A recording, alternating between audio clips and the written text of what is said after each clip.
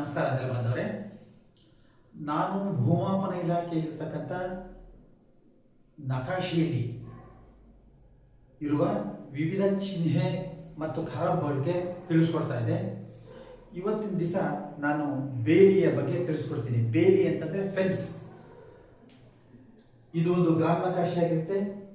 ಇದು ಒಂದು survey number ಗಡಿ ಆಗಿರುತ್ತೆ. ಈ ಸರ್ವೆ ನಂಬರ್ ಸುತ್ತಲೂ ಬೇಲಿ ಇರೋದನ್ನ ಪ್ಲಸ್ ಮಾರ್ಕ್ ನಿಂದ ತೋರಿಸಿರೋದನ್ನ ತಾವು ಕಾಣಬಹುದಾಗಿದೆ. ನೋಡಿ, ಇಲ್ಲಿ ಇದು ಒಂದು ಸರ್ವೆ ನಂಬರ್ ಗಡಿ ಆಗಿರುತ್ತೆ.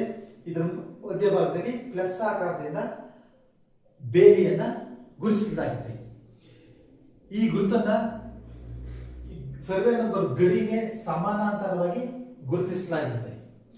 ಮೂಲ ಭೂಮಾಪನ ಸಮಯದಲ್ಲಿ ಜಮೀನಿನಲ್ಲಿರ್ತಕ್ಕಂಥ ಬೆಳೆ ಹಾಳಾಗದಂತೆ ರಕ್ಷಿಸಲು ಮುಳ್ಳಿನ ಗಿಡಗಳನ್ನು ನೆಟ್ಟು ಬೇಲಿ ನಿರ್ಮಿಸಿಕೊಂಡಿದ್ರು.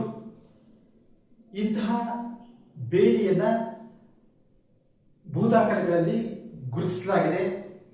ಇದನ್ನ ನಾವು ಗ್ರಾಮ ನಕಾಶೆಯಲ್ಲಿಯೂ ಸಹ ಕಾಣಬಹುದಾಗಿದೆ.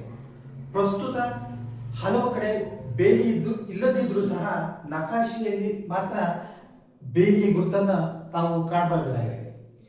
ಈಗೆಲ್ಲ ಆಧುನಿಕ ತಂತ್ರಜ್ಞಾನ ಬಳಸಿ ಕಲ್ಲುಗಳನ್ನು ನೆಟ್ಟು ಮುಳ್ಳು ತಂತಿ ಮೂಲಕ ಬೇಲಿ ಹಾಕಿರುವುದನ್ನ ಮತ್ತು ಕಾಂಕ್ರೀಟ್ ಗೋಡೆ ನಿರ್ಮಿಸಿರುವುದನ್ನ ತಾವು ಕಾಣಬಹುದಾಗಿದೆ.